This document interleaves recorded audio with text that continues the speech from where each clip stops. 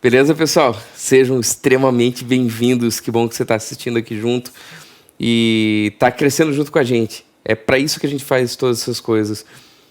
A gente tem feito essa série que está explodindo a minha cabeça, que é Dreams and Hopes. E depois a gente falar um pouquinho sobre processos de sonho. Você pode achar isso daí nos nossos outros vídeos de como que o cérebro sonha, como é que isso funciona. E depois a gente passou por alguns domingos simplesmente falando sobre como é que é viver um sonho. Que isso às vezes o sonho ele não é aquele conto de fadas que a gente pensou que ele ia ser, mas é ele acontecendo. A gente só precisa perceber que as coisas estão acontecendo. E depois a gente falou sobre sonhar com o passado. E será que Deus é capaz de transformar o meu passado? E a gente descobriu que sonhar com o passado chama arrependimento. É sonhar com um passado que a gente não viveu e pedir para Deus que fosse aquele o passado. Então tem essa dinâmica do arrependimento, que é a mudança de comportamento, e a nossa capacidade de perdoar e de receber perdão, e a maneira que isso realmente reinterpreta o passado, reescreve o passado, e Deus, que é soberano, joga tudo isso no mar do esquecimento. E Ele, que é a própria verdade, não lembra mais que as coisas aconteceram. E hoje a gente vai falar um pouco sobre sonhando com o presente. Que a gente chegou num termo que é sonhando com o presente é vivendo realidades alternativas. O sonhar com o presente, a gente não está falando sobre sonhar com o futuro, e mesmo sonhar com o passado, que já parecia algo tão esquisito. Mas sonhar com o presente tem muito a ver com a maneira que eu encaro o meu agora. O que está acontecendo? A maneira que eu enxergo o mundo ao meu redor. E que antigamente a gente chamava isso de cosmovisão, mas eu acho que isso já está tão mais amplo do que simplesmente chamar de cosmovisão, que a gente começa a ver que eu posso realmente sonhar com o presente.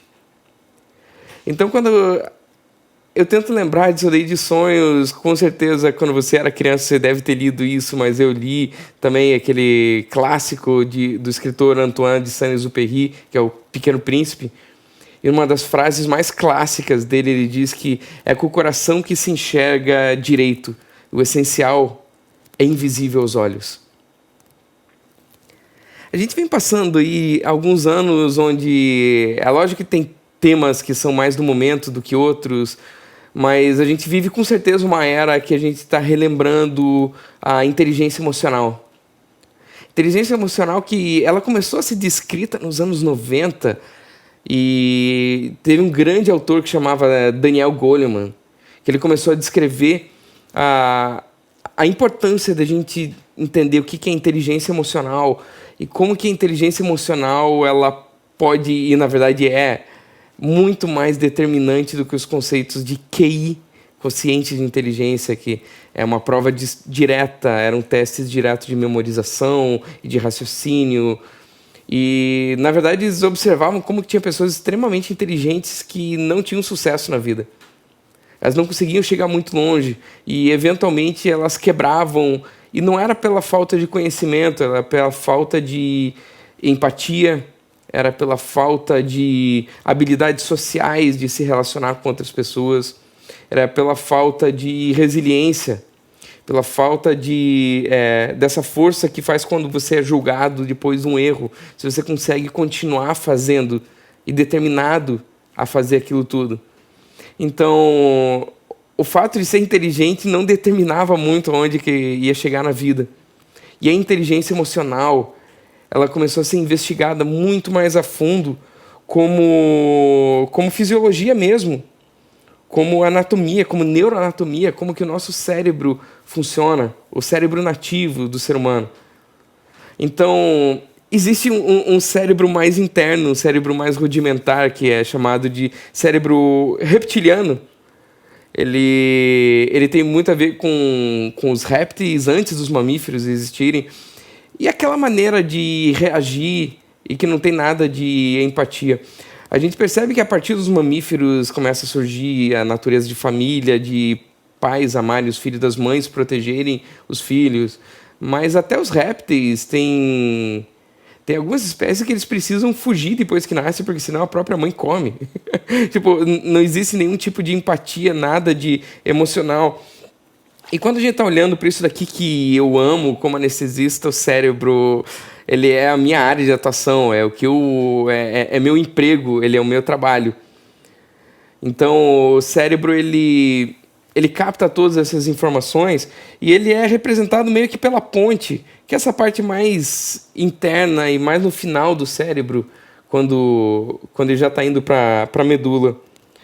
E nisso foi descoberto toda a parte do sistema límbico. O sistema límbico ele é o sistema das emoções mesmo, ele sempre foi encarado como o sistema das emoções. Ele é aquele sistema que usa todos os neurohormônios, das endorfinas, as sensações de prazer. E ele começou a ser desenvolvido especialmente nesses pontinhos azuis que você deve estar enxergando aqui, que eles são conhecidos como amígdalas cerebrais.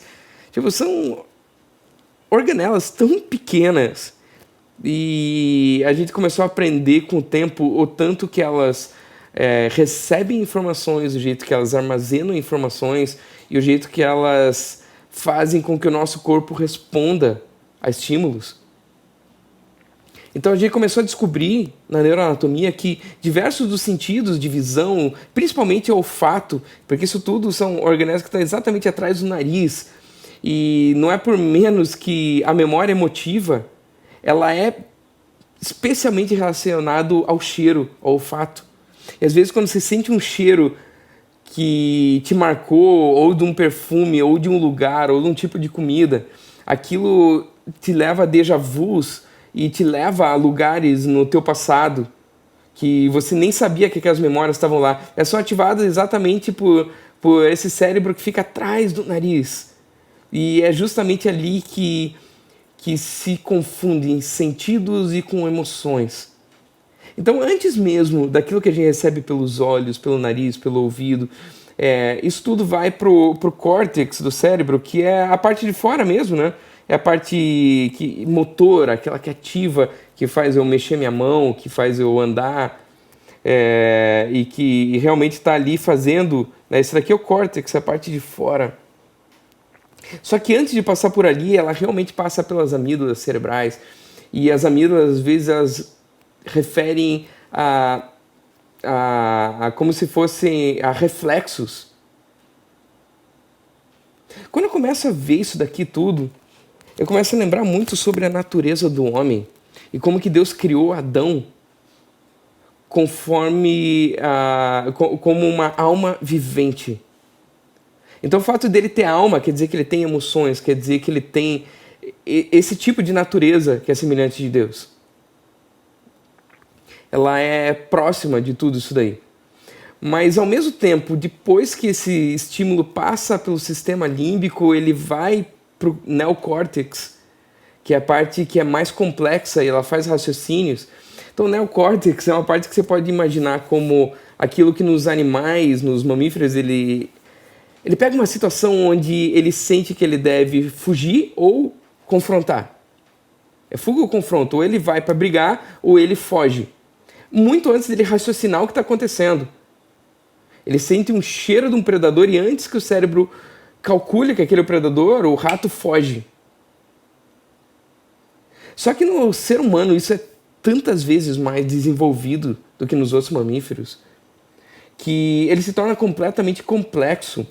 E nessa complexidade dele, ao invés de ele simplesmente pensar em fuga ou confronto, ele pensa em persuasão, ele raciocina o risco-benefício de gerar culpa no outro, ele pensa no risco-benefício de fazer-se de vítima, ele pensa em todas essas coisas que a gente vê na Bíblia muitas vezes como frutos da carne e que eles acontecem de maneira tão instintiva e espontânea e tantas vezes antes da gente poder raciocinar. Você já fez aquilo.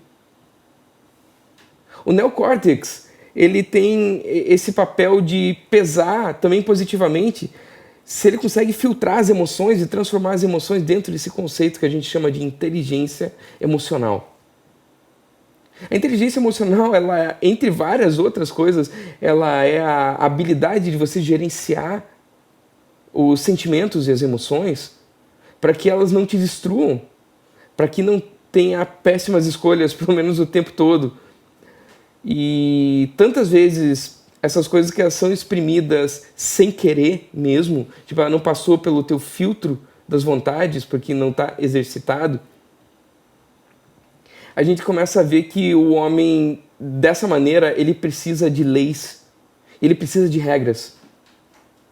São as leis e as regras que fazem com que o neocórtex se desenvolva para poder controlar o sistema límbico, para poder controlar esse cérebro primordial que às vezes gera reações que são emergências emocionais. Ele corta tudo e faz com que você seja o Paulo de Romanos 7, não o Paulo de Romanos 8. Aquele que tenta fazer o bem, mas não consegue. Então, beleza, a gente falou um pouquinho disso daqui. Isso a gente está falando sobre a neuroanatomia e a realidade disso tudo, de como que funciona essas percepções da realidade. Eu coloco nisso daqui sem querer entrar a assuntos políticos em si, mas quando eu lembro dessa cena que a gente passou tão pouco tempo aqui no Brasil, do nosso antigo ministro da Justiça, Sérgio Moro, e eu sou um curitibano, com certeza ele é um herói local para nós.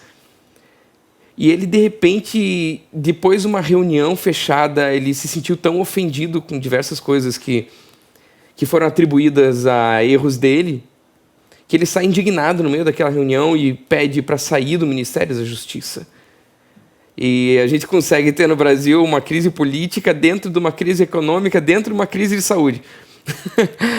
Então, ele vai lá e pede com que os vídeos daquela reunião fossem publicados.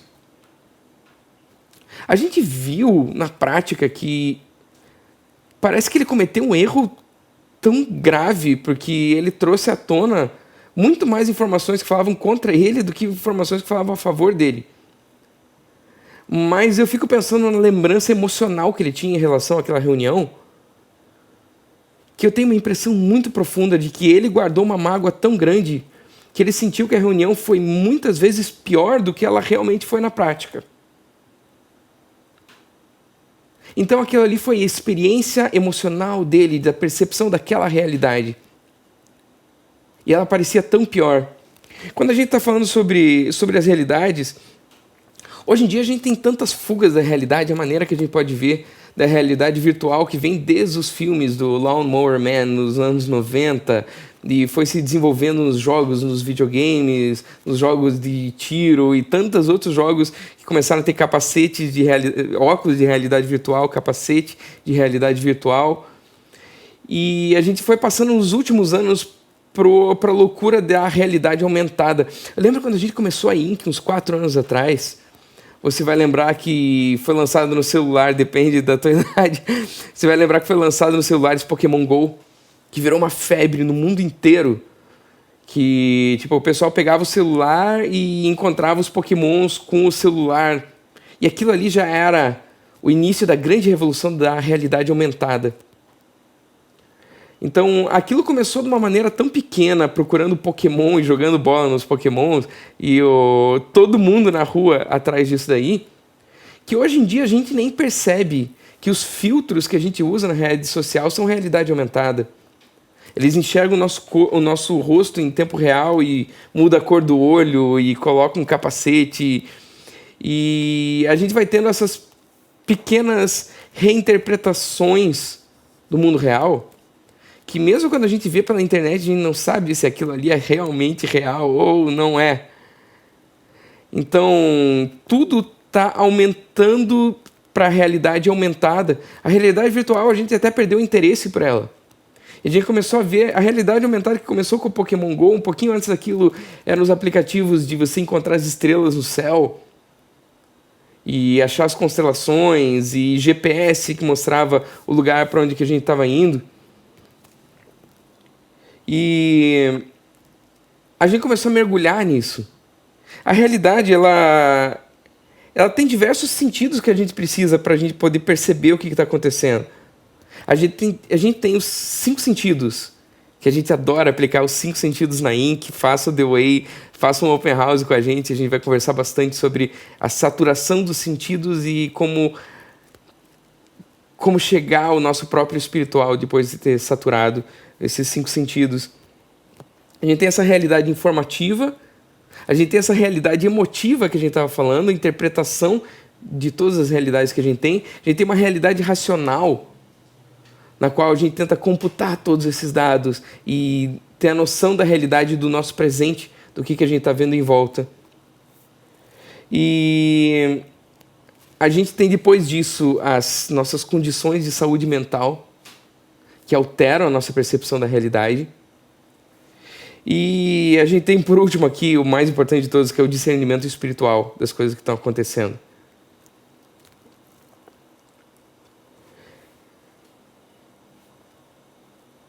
Quando a gente fala sobre os grandes dilemas depois de Adão, Adão ele era de natureza caída, ele era alma vivente, e a gente sabe que Deus mandou Jesus como um espírito vivificante. Quando a gente pega todas as técnicas de saúde emocional e de inteligência emocional, que a gente começa a ver como controlar os próprios instintos, as próprias pulsões, como usar menos a nossa liberdade para destruir a nós mesmos e destruir quem está ao nosso redor, que a gente não vê o quanto que isso é impossível chegar a algum lugar. Mas nisso que a gente começa a ver a nossa maneira de enxergar, ela precisa ser muito mais espiritual do que sensitiva. Deus fala na palavra que tudo foi criado a partir daquilo que não existe.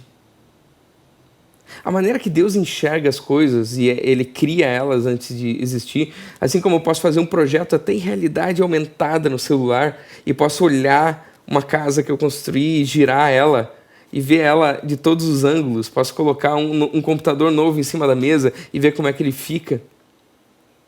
Da mesma maneira, Deus enxerga espiritualmente de uma maneira muito diferente do que a gente enxerga as coisas. Ele cura a nossa maneira de enxergar. Ele é capaz de curar qualquer doença mental que altera, qualquer transtorno mental que altera a nossa interpretação do mundo onde a gente vive. E Ele entregou para mim e para você como se fosse um grande Matrix, tudo isso que a gente vive. Ele oferece para você a pílula azul e a pílula vermelha, para que você escolha se você quer continuar vivendo na ilusão ou se você quer realmente mergulhar no mundo verdadeiro, das coisas que realmente existem.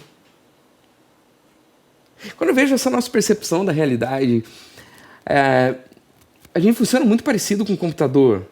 É lógico que muito mais complexo que qualquer computador. O computador só tem a parte racional nossa. Tipo, imagine um computador jogado dentro de uma piscina de endorfinas e de adrenalina e de vários outros neurohormônios que alteram completamente o raciocínio simplista. E é justamente isso que nos torna humanos e nos diferencia dos computadores. Mas quando a gente tenta puxar para a computação, a gente tem uma placa de vídeo, a gente tem uma placa de áudio, a gente tem uma placa-mãe, a gente tem memória RAM, a gente tem toda essa noção de realidade que a gente tem, ela é montada uma ilusão dentro da nossa cabeça. Uma computação extremamente avançada. E a maneira que eu estou emotivamente altera a minha percepção de tudo ao meu redor. Como a gente aprendeu no domingo passado, que Deus ele é capaz de transformar, inclusive, o meu passado e o teu passado, eu quero falar para você que o presente que eu e você enxergamos, ele não tem nada a ver com o presente que Deus, o melhor presente que Deus tem para mim e para você. E é dessa maneira que Ele quer que a gente comece a sonhar com o presente. a gente entenda todas as realidades paralelas, as realidades alternativas que Ele mesmo já criou. E a gente possa enxergar em todos esses níveis e camadas e âmbitos, para que a gente possa enxergar a maneira que Deus vê as coisas, sem sequestros emocionais, sem delírios persecutórios, sem conspirações, sem altos e baixos de uma bipolaridade e sem ouvir coisas que não existem de um esquizofrênico, enxergar coisas que não estão acontecendo, que são os estados de saúde mental. Em Marcos 8, Jesus vai para uma cidade chamada Betsaida, onde traz um cego para Jesus, suplicando que tocasse nele. Ele tomou o cego pela mão e levou para fora do povoado. Depois de cuspir nos olhos do homem e impor-lhe as mãos, Jesus perguntou: você está vendo alguma coisa? E o cego levantou os olhos para ele e disse: vejo pessoas, elas parecem árvores andando. Mais uma vez Jesus colocou as mãos sobre os olhos do homem. Então os seus olhos foram abertos e sua vista foi-lhe restaurada. E ele via tudo claramente. Jesus mandou-o para casa dizendo: não entre no povoado. Pai, muito obrigado pela tua palavra. Nos traz discernimento, nos traz todas as tuas impressões do Espírito Santo, de como o Senhor quer que a gente sonhe com o presente, que a gente enxergue com os teus olhos, pela fé, a certeza daquilo que os nossos olhos não estão enxergando, mas que são o teu melhor presente possível. E é isso que a gente enxerga, e é isso que a gente declara, e é por isso que a gente ora. Em nome de Jesus. Amém. Então a gente vê aqui uma história clássica de Jesus curando o cego com um cuspe. Existe meia cura de Jesus? Não, existem curas completas, né? Mas ele mostra aqui 3 níveis de uma cegueira total, de uma visão embaçada, onde enxerga errado as coisas, onde enxerga pessoas como sem identidade, como num nível muito menor, e depois aquilo que ele considerou em si uma cura completa, onde ele conseguia enxergar os indivíduos, que é isso que Deus quer que a gente enxergue. Ele continua essa mesma história logo depois de falar que Jesus e seus discípulos dirigiram-se para povoados nas proximidades de Cesareia de Filipe. No caminho, ele lhes perguntou: quem que o povo diz que eu sou? Eles responderam: alguns dizem que és João Batista, outros Elias, e ainda outros, um dos profetas. E vocês, Jesus perguntou para eles, quem vocês dizem que eu sou? E Pedro respondeu: tu és o Cristo. Jesus os advertiu que não falasse a ninguém a seu respeito. Essa história é a continuidade da história anterior. E é impressionante como ela está falando sobre a mesma coisa.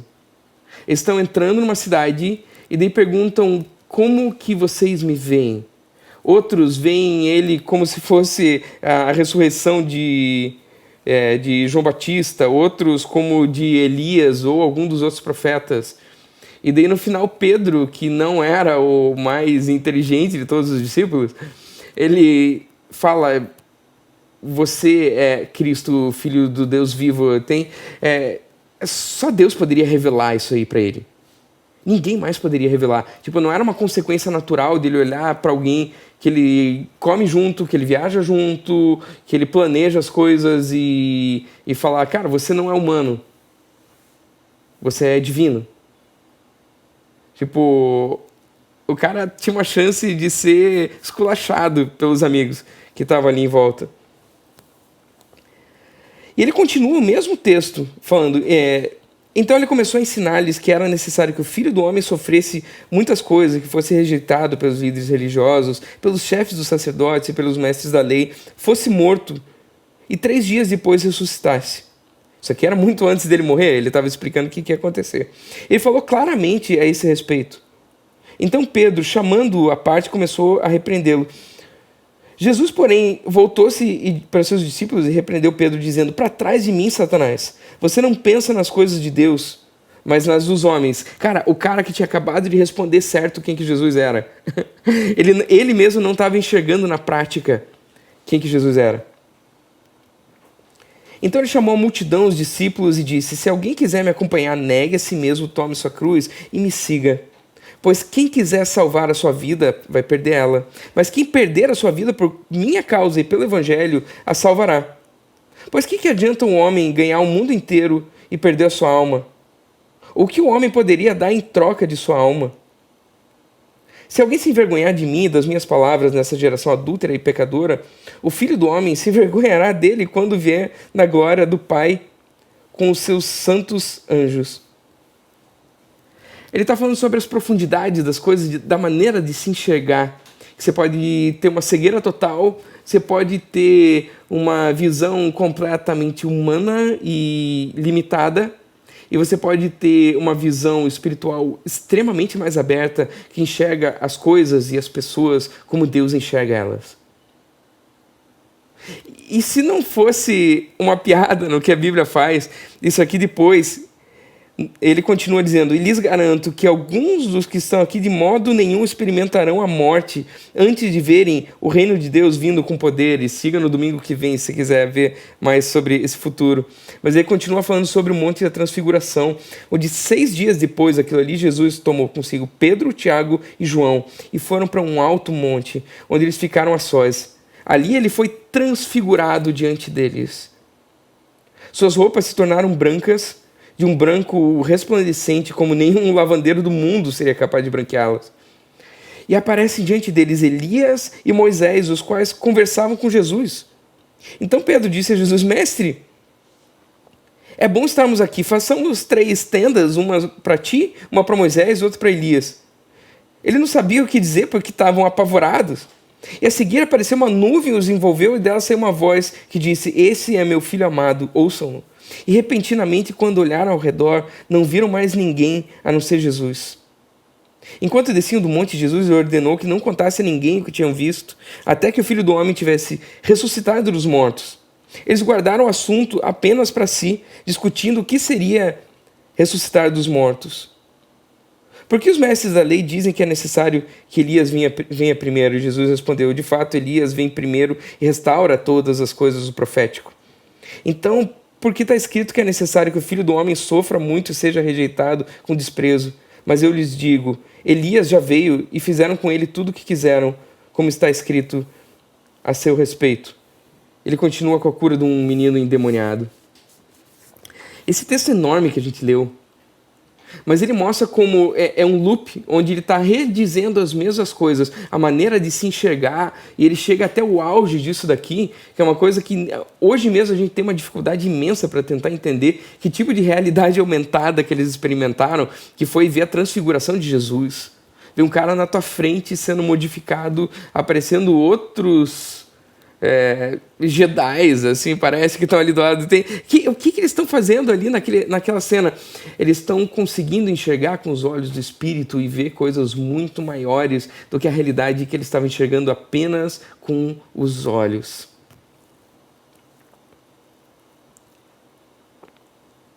Aquele que é nascido de carne é carne. Aquele que é nascido de espírito é espírito. Quando a gente está falando sobre inteligência emocional e a capacidade do teu córtex controlar as coisas que o sistema límbico, as emoções fazem automaticamente como reflexo, a gente começa a entender como que é difícil controlar as obras da carne. É quase impossível. Mas em 1 Pedro 1, 22 e 23 diz: agora que vocês purificaram a vida por meio da verdade, amem-se uns aos outros, como se a vida de vocês dependesse disso. Quando você lembra disso daqui, purificar-se através da verdade, lembre da pregação do domingo passado, arrependimento, sonhando com o passado. Onde a verdade, aquele que é a verdade, foi uma experiência de transformar o teu passado de uma maneira sólida e real. Então você foi purificado pela verdade, ame uns aos outros. A vida nova que possuem não é como a velha. O velho nascimento de vocês veio de semente mortal. O novo nascimento vem da palavra viva de Deus. Pense nisso. Uma vida concebida pelo próprio Deus. Foi por isso que o profeta disse: vivemos pelo Espírito e não pela alma. Mas talvez seja esse o exercício diário que traz sentido aos conflitos que vivemos no dia a dia. É uma escolha aquietar a alma e viver pelo Espírito. Enxergar pela fé, ouvir pela fé, raciocinar pela fé, planejar pela fé e se relacionar pela fé. Não é por menos que a Bíblia diz que a fé, ela é a convicção daquilo que se espera e a certeza daquilo que não se vê. Ele fala que aquele que nasceu no Espírito, aquele que já aceitou Jesus, você vai ter essa experiência hoje, se você nunca teve. Ele passa a nascer de novo. Quando pergunta para Jesus: como é que eu vou nascer de novo? Eu tenho que voltar para o útero da minha mãe? Não. Nascer de novo é nascer de novo.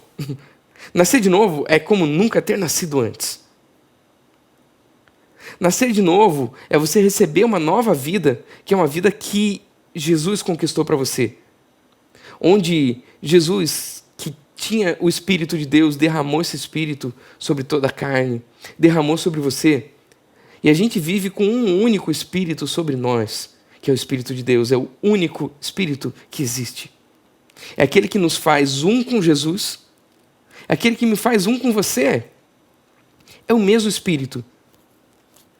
Só que a gente pode perceber que quando a gente vive pelo Espírito, a gente consegue modular essas emoções e transformar toda essa inteligência emocional num nível tão mais alto. Porque de todas as coisas mais difíceis que tem, existe uma que é o autocontrole. O autocontrole, ele é o suprassumo de toda inteligência emocional.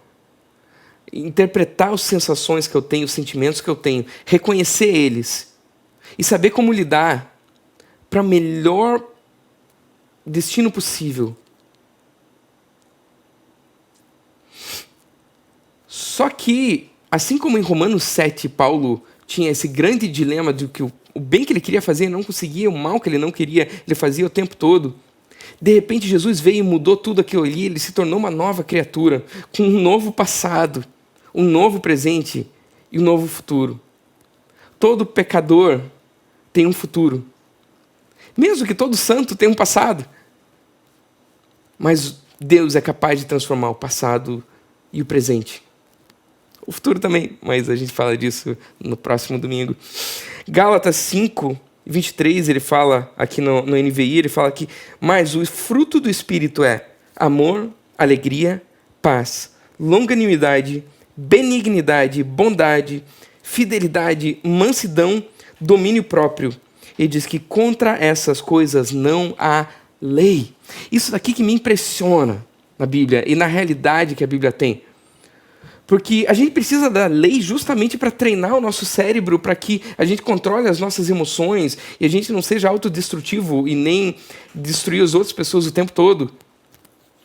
Mas parece que o Espírito, ele nos leva a acessar a mente de Cristo e atingir uma inteligência emocional tão superior a todas essas, porque os frutos do Espírito são justamente aquilo que melhora e pega todos os nossos sentimentos, tudo aquilo que nos torna humanos, e faz a gente conseguir usar eles de uma maneira tão mais inteligente, quando eu consigo entender que eu sou uma nova criação, que as coisas velhas já passaram, tudo se fez novo. E a mesma vida, o mesmo Espírito que está sobre Jesus está sobre você e sobre mim. O mesmo poder que ressuscitou Jesus dos mortos habita em mim e habita em você. Então eu peguei todo esse texto de Gálatas 5 aqui, na versão A Mensagem, que eu acho linda, e eu vou ler desde um pouquinho antes e até um pouquinho depois desse texto. Ele fala: mas vamos falar da vida com Deus. O que acontece quando vivemos no caminho de Deus? Deus faz surgir dons em nós, como frutas que nascem no pomar, afeição pelos outros, uma vida cheia de exuberância, serenidade, disposição para comemorar a vida, um senso de compaixão no íntimo e a convicção de que há algo de sagrado em toda a criação e nas pessoas. Nós nos entregamos de coração a compromissos que importam, sem precisar forçar a barra, e nos tornamos capazes de organizar e direcionar sabiamente nossas habilidades. O legalismo não produz nada disso, apenas a atrapalha. Para quem pertence a Cristo, seguir o próprio caminho e deixar para depois as necessidades dos outros são atitudes que ficaram cravadas na cruz. Já que a vida do Espírito é o tipo de vida que escolhemos, convém lembrar que isso não é apenas uma ideia ou um sentimento no coração. Suas implicações devem ser realidade em cada área da nossa vida. Pela fé, ele permite que você enxergue a si próprio como justificado. E se você acompanha a gente há mais tempo, quem sabe você já internalizou essa nova natureza da nova criação. Que a mesma natureza que Jesus tinha, que Jesus, Cristo ungido, ele tinha, e que você também foi ungido pelo mesmo Deus. Então, se Jesus era o Cristo, você é um cristão, você é tão ungido quanto ele, capaz de fazer muito mais do que ele mesmo fez. Só que às vezes, quem sabe, um desafio maior do que entender quem eu sou em Cristo, em quem Deus me transformou, a nova criação que eu sou, é eu poder olhar para o meu redor e enxergar um mundo cheio da glória de Deus. É eu poder olhar para alguém que me deixou na mão, ou alguém que me causou algo muito ruim, enxergar nele um filho de Deus justo e perfeito, diferente daquilo que a minha alma quer que enxergue nele.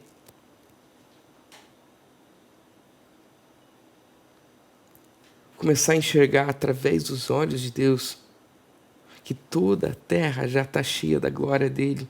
Desde o dia que ele morreu na cruz e o véu foi rasgado, e a presença de Deus que se fazia lá naquele santíssimo lugar, dentro daquela arca da aliança, ela sai daquele templo. E que muitas vezes eu aprendi que a gente poderia chegar ao santíssimo lugar porque estava rasgado, e nunca tinha entendido que a presença de Deus que habitava naquele pequeno lugar, com aquele véu rasgado, ela saiu e encheu toda a terra da glória de Deus. E através do Espírito eu posso enxergar toda a terra cheia da glória dele. Eu posso vir a manifestar, porque o poder que ele colocou na minha e na tua língua, o poder da vida e da morte, é o poder do speak life, que a gente chama, o poder de falar vida, o poder de trazer à existência tudo aquilo que está na palavra de Deus, o poder de trazer vida para os outros, e a maneira que Deus escolheu para a gente levar Jesus de um para o outro é comunicando, é falando, é gerando vida, porque você agora é espírito vivificante. Isso coloca em você o poder de gerar vida. Uma vida que vem através da palavra, uma vida que você fala de Jesus para alguém, ele entende aquilo ali, internaliza, e ele é eternamente salvo. Porque você falou vida nele. Você entendeu que toda a doença, que toda a miséria, que a morte, tudo isso pertencia à natureza de Adão, pertencia à velha natureza. Isso pertencia junto com o pecado, com o salário do pecado que foi pago naquela cruz. E hoje a gente desfruta de uma outra natureza que quem sabe não seja o que os olhos veem, mas eu quero te dizer que é isso que o Espírito enxerga. Ela é uma realidade completamente alternativa à que você vê no jornal, ela é uma realidade completamente alternativa ao que você ouve no trabalho, e ao que às vezes você deixando a alma pensar por si própria, você começa a entrar nos mesmos delírios de sofrimento e de depressão e de ansiedade que tanto poluem a nossa mente nesses dias. O que eu quero te convidar é mais e mais e mais enxergar esse mundo através do Espírito.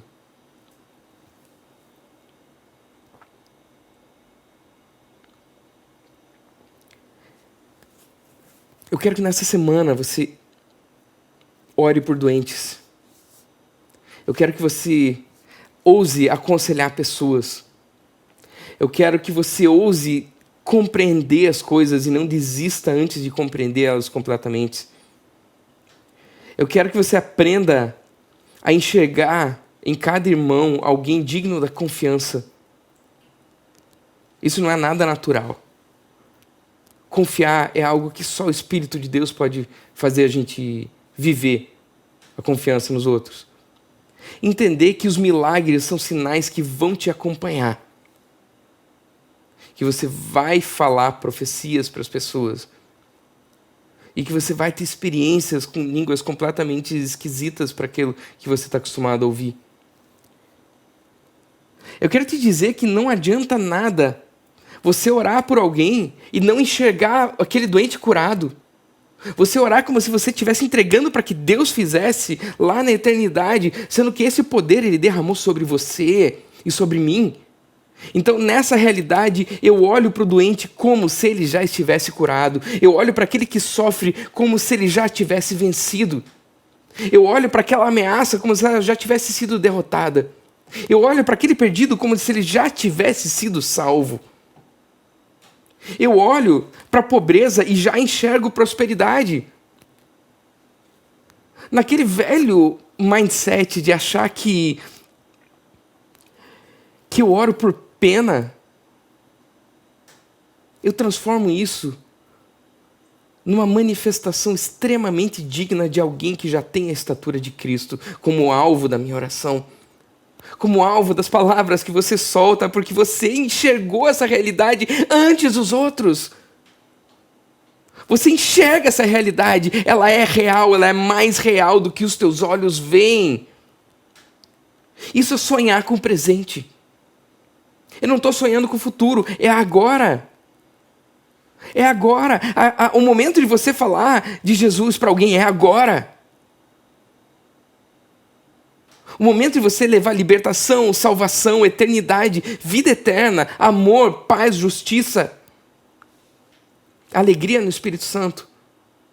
A construção daquilo que é a gente ver se desvendando na nossa frente o reino de Deus nessa terra toda. O que eu quero dizer para você que está me assistindo, primeiro, é que você tem valor para Deus eterno.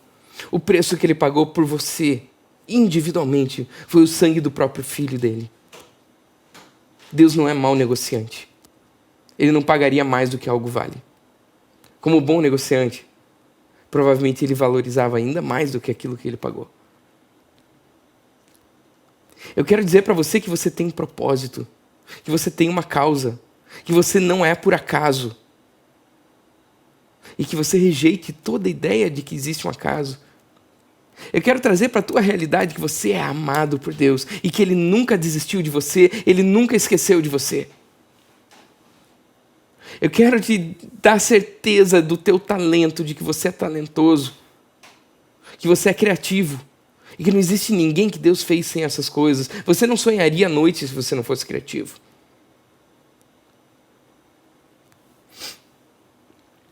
Você tem dentro de você a semente para transformar o mundo. Quando você planta uma semente de maçã, você espera que nasça o quê? Maçãs. Você planta uma semente de abacate, vai ter abacate. Quando Deus semeou Jesus nessa terra, naquela cruz, o que você acha que Ele esperava escolher?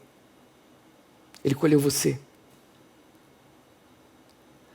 Cada um conforme a sua espécie. Você é fruto da semente de Jesus, que Deus plantou nessa terra, para colher da mesma natureza que Ele próprio. Você não vai simplesmente superar tudo o que está acontecendo, você já superou. Enxergue que tudo o que você precisa, Deus já colocou em você. E não falta nada. Você não precisa pedir de volta algo que Ele já te deu. Você não precisa pedir um recurso que, na verdade, Ele já liberou para você. Traga Ele à existência. Declare um mundo que você enxerga pelo Espírito e não pelos olhos da carne.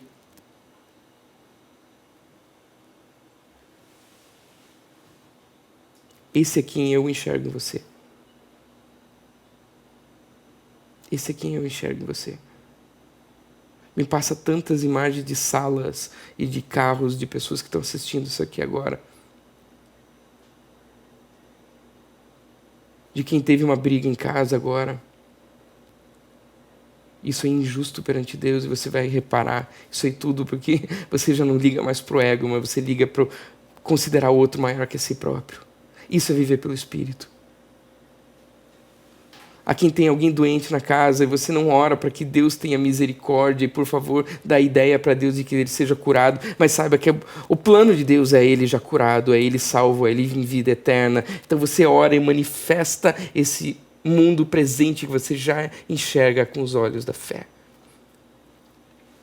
Eu quero que você ore comigo. Se você nunca teve a oportunidade de entregar a tua vida para Jesus, e você fale com os teus próprios lábios, independente de onde você esteja, feche teus olhos por um instante e medite junto comigo uma verdade eterna e fale assim: Senhor Jesus, eu te entrego a minha vida. Senhor Jesus, eu te entrego a minha vida. E com uma oração tão simples quanto essa, toda a salvação que Deus tem eterna para você, ela já vai começar a se manifestar. É um espírito que Ele derramou pronto, para que você não viva mais pela alma, e nem os dilemas da alma, mas que o Espírito conserte todas as coisas e enxergue quem você já é na eternidade. Eu quero orar por você. Pai, muito obrigado pelo Teu Espírito derramado sobre nós. Muito obrigado porque nós sabemos que não somos sequer cidadãos desse planeta, mas nós somos cidadãos de uma outra nação que é a Tua. Muito obrigado porque os nossos olhos enxergam o Teu melhor presente possível e não o presente que os jornais nos entregam, não o presente que os pessimistas nos entregam, nem sequer o presente que os mais otimistas nos entregam, mas o presente perfeito que você enxerga. É essa realidade alternativa na qual a gente quer viver e sonhar e viver esse sonho no nosso presente, Pai. Muito obrigado porque você morreu por cada um de nós para realizar essa justiça da vida perfeita em Ti, da vida plena, da vida abundante, da vida onde absolutamente nada falta e onde os sonhos podem ser os mais imensos possíveis e que a única coisa que limita o que a gente pode fazer em Ti é até onde a nossa criatividade pode chegar, é até onde a nossa visão pode chegar. Todos os recursos o Senhor já liberou para nós. Muito obrigado por cada um que Te conheceu aqui agora, Pai. Que seja uma transformação profunda e imediata e comece a partir de agora. Em nome de Jesus. Amém. Não deixa de comentar, mandar um inbox para nós. Conecte com a gente. A gente quer demais conectar, porque nada disso serve se não for para formar uma comunidade incrível como a gente sonha, tanto em Blumenau quanto online. Beleza? Muito obrigado por ter assistido até agora. Até depois!